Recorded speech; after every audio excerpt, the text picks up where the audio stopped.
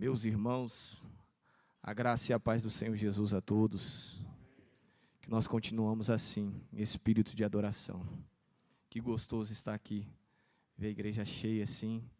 É sinal que Deus tem feito a sua obra, né? Isso é muito gostoso. Eu quero agradecer o meu líder, Misael, pela oportunidade.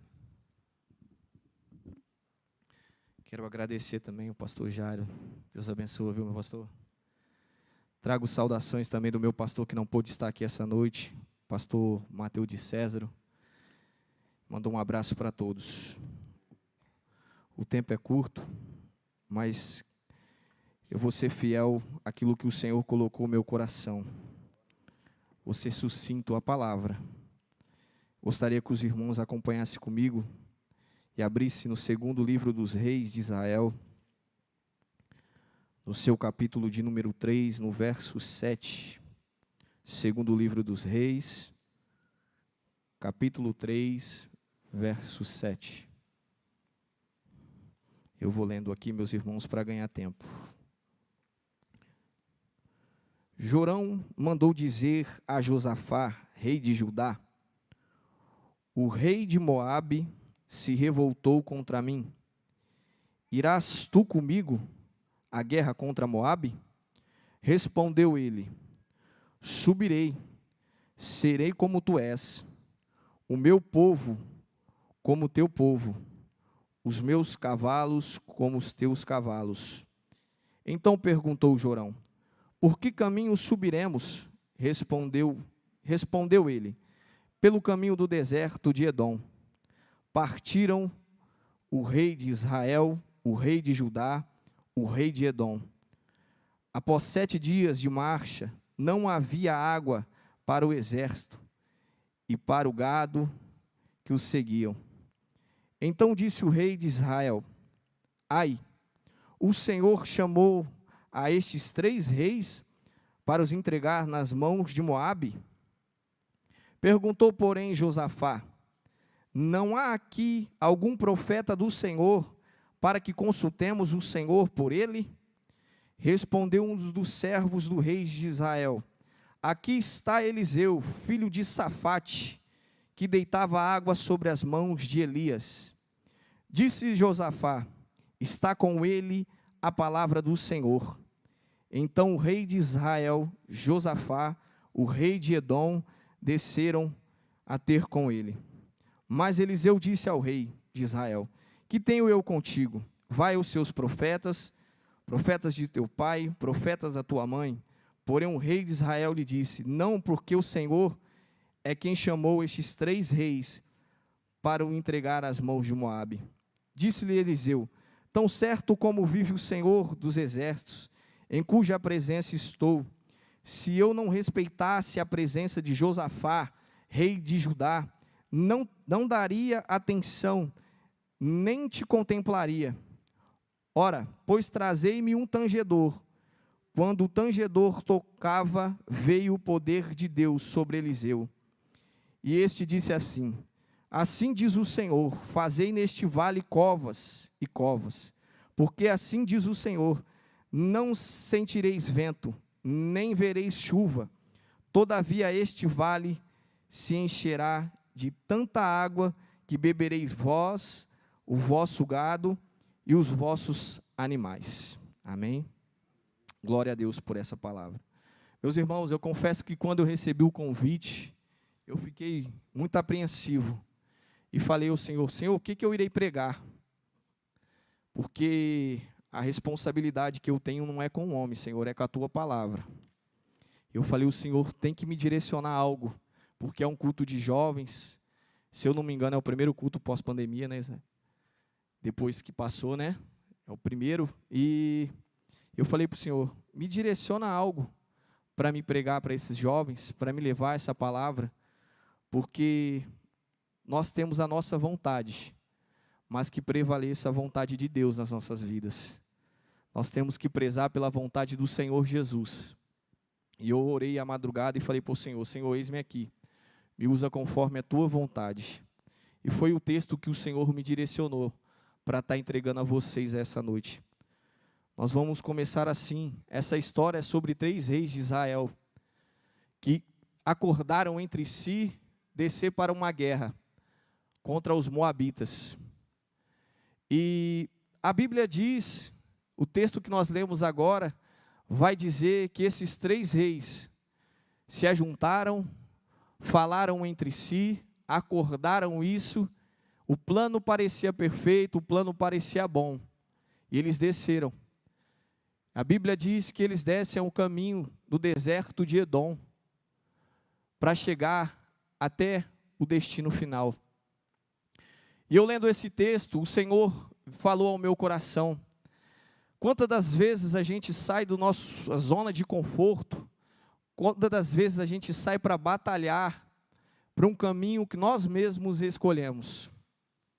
Quantas das vezes a gente toma em direção a algo que nós mesmos optamos a fazer, mas não é aquilo que Deus quer que a gente faça. Nós saímos de casa para trabalhar, nós saímos para ir para a escola, nós travamos uma guerra diária. Nós saímos para enfrentar o inimigo de cada dia, mas muitas das vezes da nossa forma. E eu lendo esse texto, o Senhor falou comigo, presta atenção, como que é feito a obra do Senhor.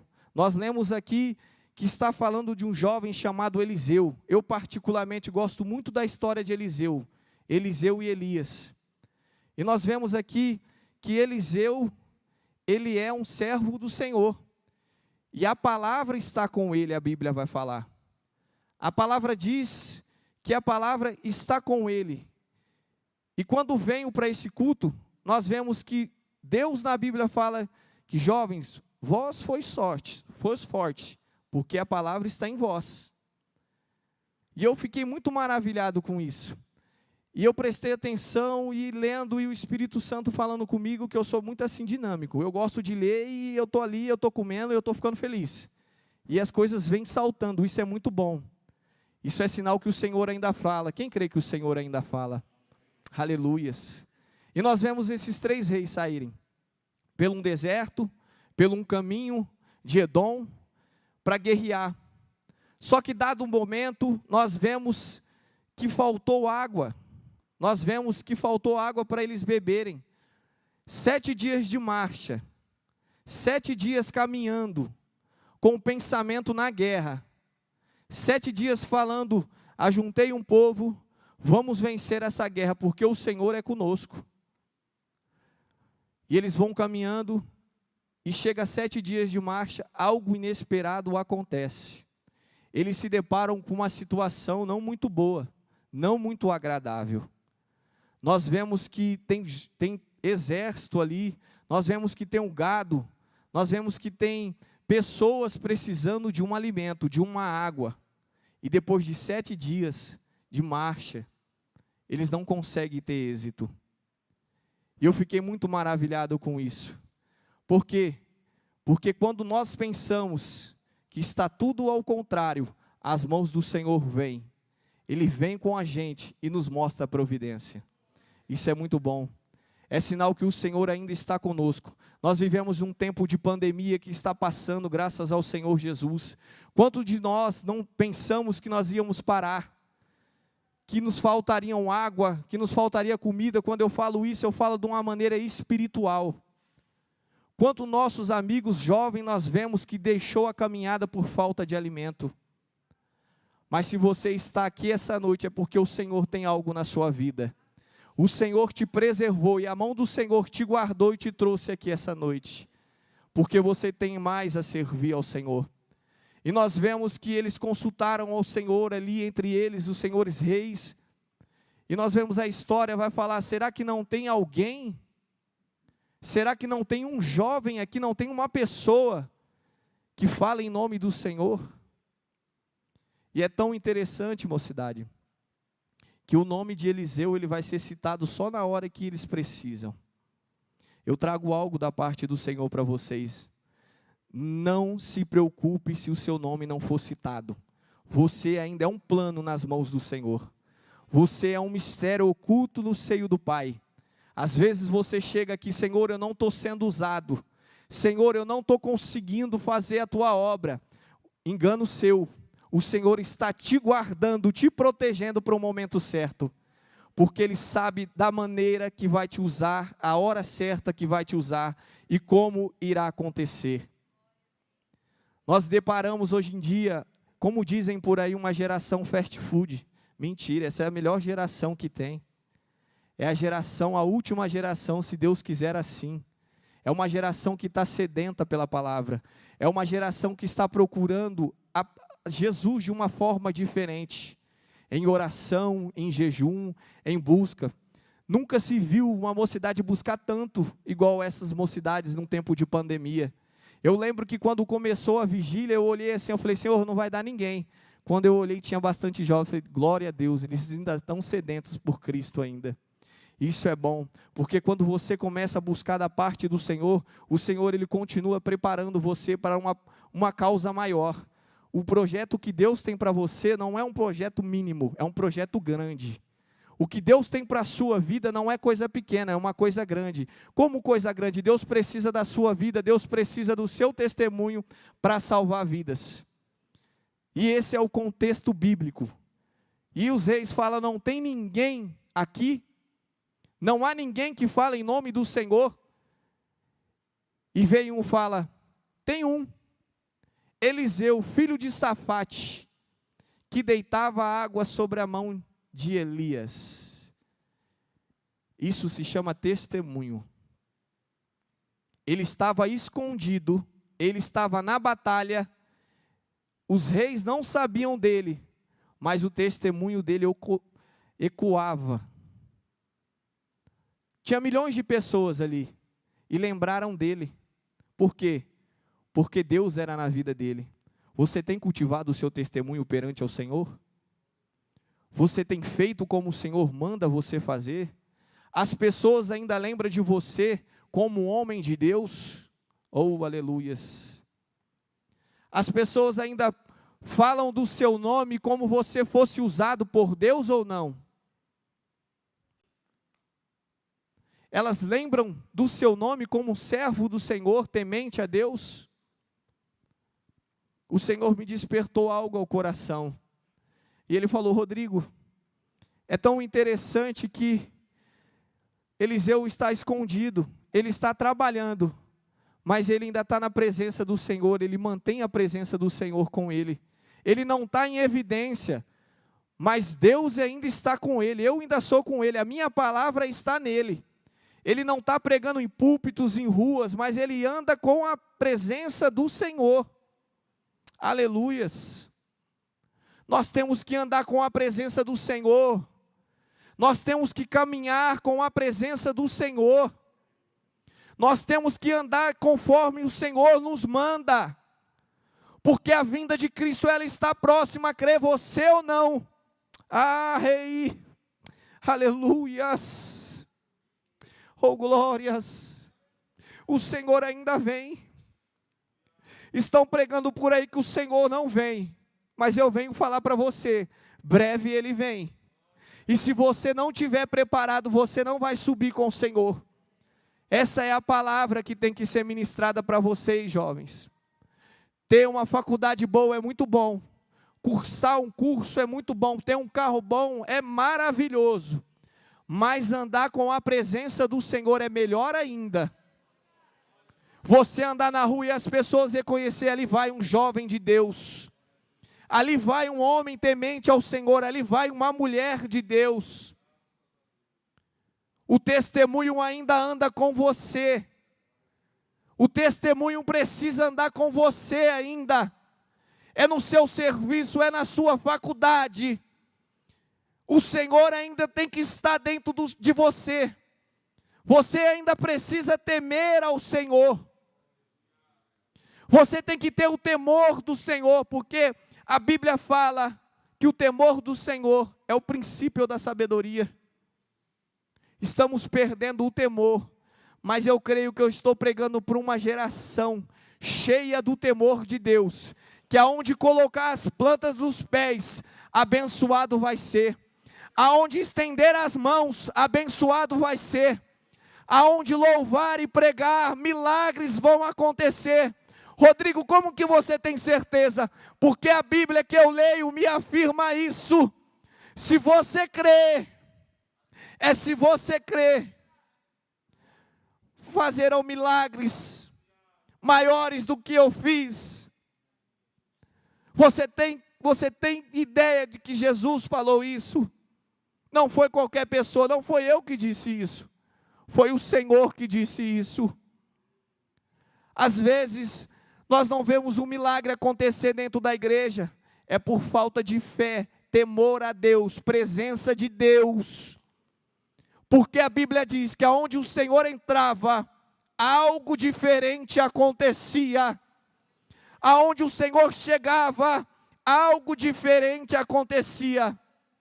Quando o Senhor esticava as mãos, o cego era curado, o coxo levantava, o surdo voltava a ouvir, porque era a presença do Senhor, 100% homem em terra.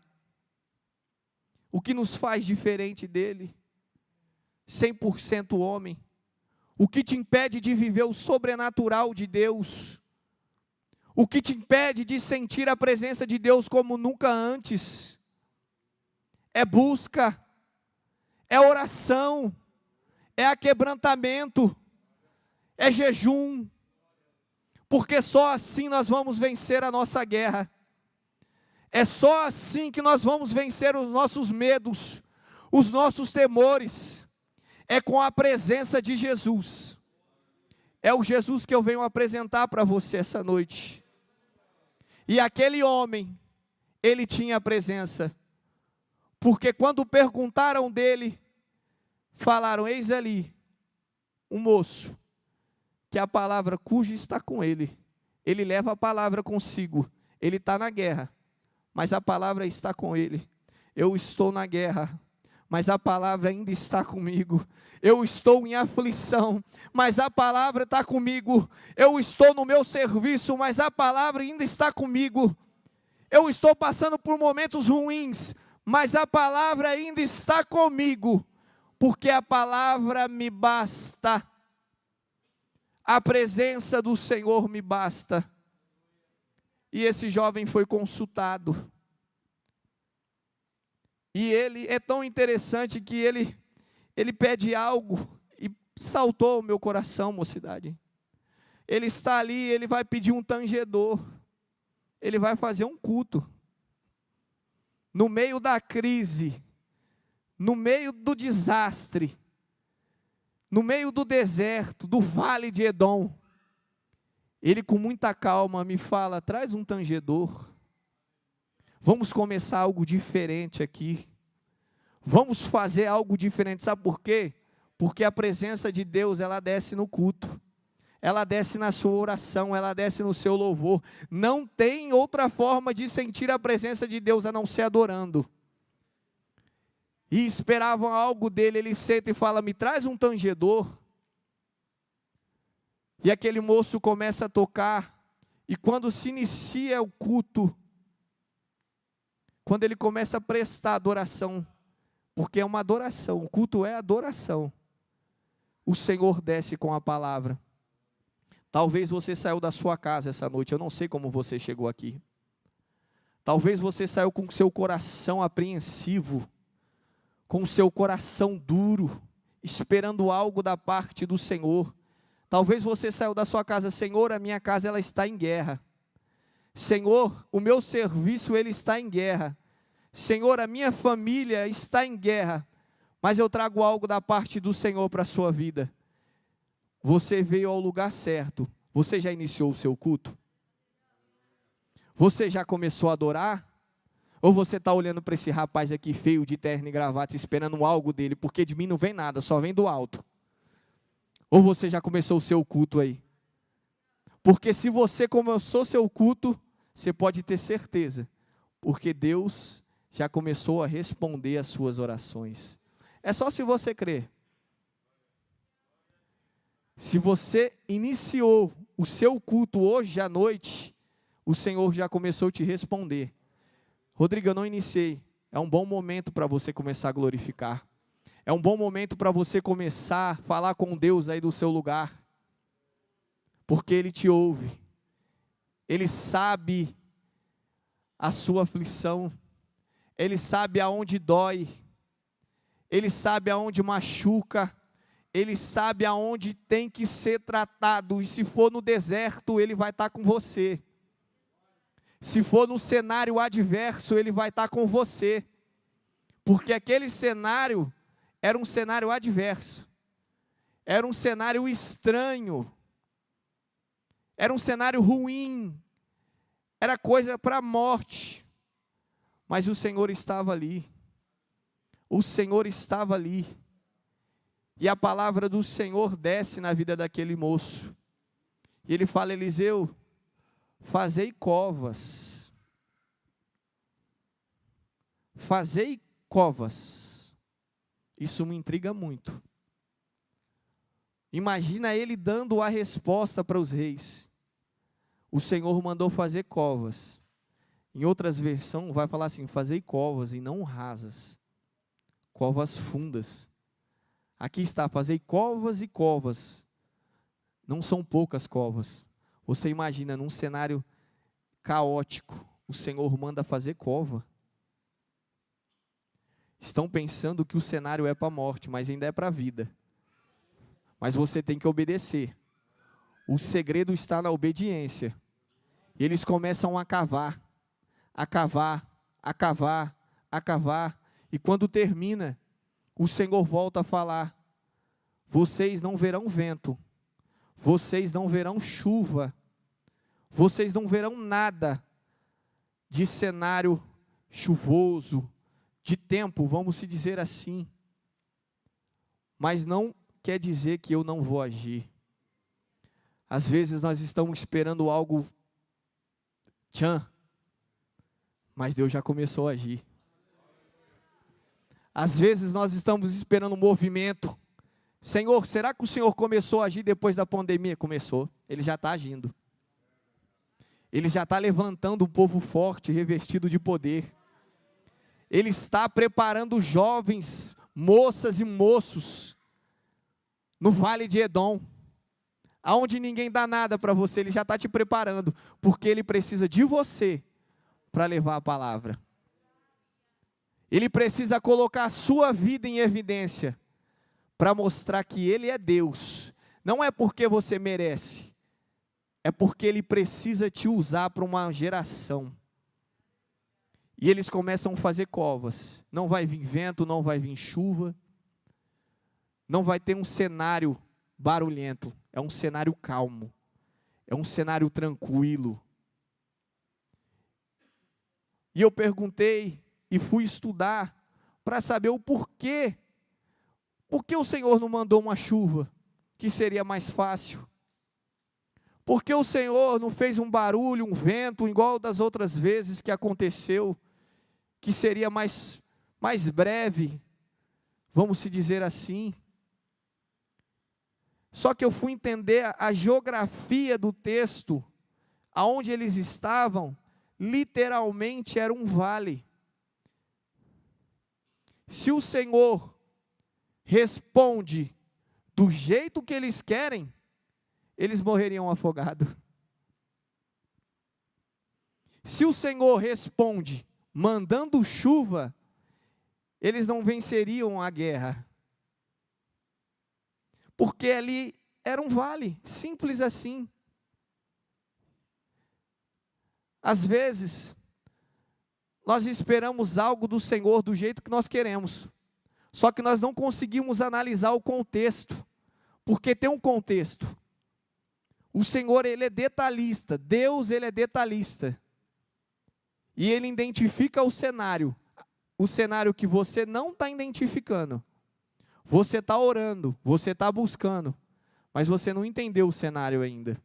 O Senhor, Ele não pode responder conforme você quer. Ele vai te responder conforme dá certo pela palavra dEle. Ele vai responder um cenário de vida, porque se Ele responde como eles querem, seria para a morte. E eu falei: Senhor, o Senhor é tão lindo. O Senhor cuidou deles até no vale. E o interessante é que começa aquilo ali, e o Senhor responde. E o Senhor responde de uma forma serena. Ele faz brotar água pela terra e começa a encher aquelas covas. Talvez você chegou aqui com a sua cova aberta, mas o Senhor vai fazer minar a vida nela hoje. Talvez você chegou aqui, jovem, querendo entregar o seu ministério, pensando que o Senhor não vai te usar mais, mas o Senhor ainda tem vida para você.